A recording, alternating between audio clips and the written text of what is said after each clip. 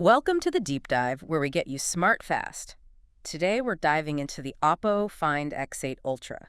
You want the key info, quick but thorough, and that's where we aim to deliver. Yeah, this phone's making waves, mostly because of, well, its camera setup. It's seriously ambitious. But there's a catch, right? A big one. Availability. Mm. For most people listening, actually getting your hands on one is tricky. Okay, so our mission today: figure out what makes the Find X8 Ultra tick, see how it compares to the competition, and understand why this China-only release actually matters. Exactly. We've looked at the specs, the analysis, expert takes. Let's break it down. Let's start with the outside. Design and build, what are we looking at? Well, it's a flagship, so it feels premium. Glass, aluminum, the usual suspects. It's a fairly large phone, definitely in that ultra category. And colors. Comes in matte black, pure white, and shell pink. Pretty standard options there. Okay, but you mentioned durability earlier. What's special here? Right, so it's got the IP68 rating we see on most flagships, water and dust resistance, but also IP69, which is, well, it's more hardcore. It means resistance to high pressure, high temperature water. Think industrial cleaning almost. Wow, okay, that's definitely a step up, more than just dropping it in the sink. Exactly. Gives you extra peace of mind. And despite packing all that tech, it apparently feels, reasonably slim in the hand. And I saw something about a dedicated camera button. Yeah, a physical shutter button, they call it the quick button. Always nice for photographers. Plus, enhanced Gorilla Glass for protection. Okay, solid build. Let's move to the display. Sounds like it's a big one. Huge, 6.82 inches. It's an LTPO AMOLED panel. LTPO, so that means the adaptive refresh rate. Precisely. It can dynamically switch anywhere between 1 Hz, super low power, up to 120 Hz for really smooth scrolling and animations. And the resolution? Sharp, very sharp. About 510 pixels per inch. Supports all the key HDR formats too. Dolby Vision, HDR10, plus the works. What about brightness? Oppo always talks a big game there. They do. Advertised peaks are really high, like 2,500 nits.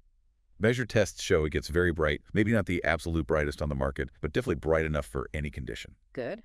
And any eye comfort features. Yep. High frequency, 2160 Hz PWM dimming. Should be easier on the eyes, especially in low light. Okay, nice screen.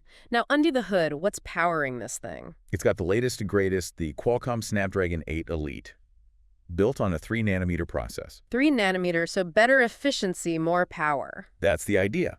Benchmarks put it right up there with the best. Performance is absolutely top tier for, everyday tasks and gaming. Any downsides? Performance throttling, heat. There's potential for that, yeah. Like most high-end chips, if you push it really hard for a long time, think intense gaming sessions, you might notice some heat buildup and the performance dipping slightly to manage it. Pretty standard stuff, though. Gotcha. Paired with plenty of RAM and storage options, I assume. Oh, yeah. LPDDR5X RAM, UFS 4.0 storage. Fast stuff. Options go up to 16 gigs of RAM and a terabyte of storage. Plenty of power. How about keeping it powered up? Battery life.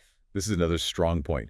It packs a massive 6,100 milliamp battery. Whoa, that is big. And it uses silicon-carbon chemistry, which helps pack more energy into the same space. Active use tests show really strong endurance over 14 hours. Nice. And charging. Oppo's usually fast. Insanely fast. 100W wired Super VOOC charging.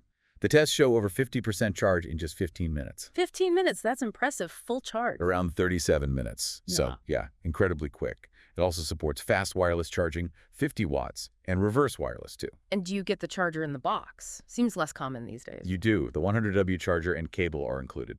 Big plus. Okay, great hardware package. Let's talk software. It's running ColorOS 15, based on Android 15. That's right, ColorOS, and, well, it's definitely geared towards its home market, China. A few things. Some design choices feel a bit iOS-inspired.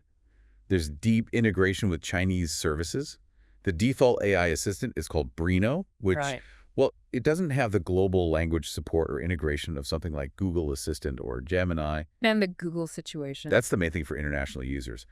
Google, mobile services, the Play Store, Gmail, Maps, they aren't pre-installed. You might be able to sideload them, but it's a hassle and things might not work perfectly. Right, that's a potential deal breaker for many. Any other China-specific things? Bloatware.eSIM. You might find some pre-installed apps you don't need. And crucially, no eSIM support. It's dual physical nano SIM only. Okay, so the software experience outside China sounds compromised. Definitely requires some workarounds, yeah. Which brings us neatly to pricing and availability. You hinted at this. Yep. Officially launched in China back in April. The pricing there is, competitive for an ultra-premium phone. Starts around CNY 6499. But the key point. The key point is, official availability is only in mainland China. Oppo has stated no current plans for a global release. None at all. As of now, no. So importing is your only route. And that comes with challenges, potential network band issues depending on your country, warranty support is tricky, import duties, and the software limitations we just discussed. It's a real shame because the reason everyone's talking about it is the camera. Absolutely. Yeah. This is where the Find X8 Ultra really tries to stand out. It's a quad camera system on the back, all 50 megapixel sensor. Oh, 50. Wow. What are they? You've got the main camera using Sony's big LYT 900 1-inch sensor. Huge sensor, should be great in low light. Then a high-quality 50MP ultra-wide. And then the really interesting part, 2 periscope telephoto lenses. Two. Both 50MP. One gives you 3x optical zoom and can focus really close for macro shots, like 10 centimeters.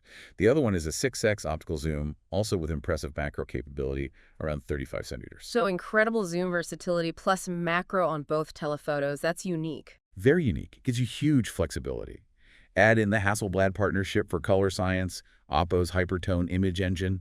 The whole package is designed for top-tier versatile photography. Early reports praise the image quality across the board. That dual periscope system sounds like a genuine advantage. It really is. It potentially offers better quality at key mid-range and long-range zoom levels compared to phones with just one periscope. Okay, so let's wrap this up. The Oppo Find X8 Ultra. Technologically, it's a powerhouse, right? Especially that camera system, the battery, the charging. Absolutely.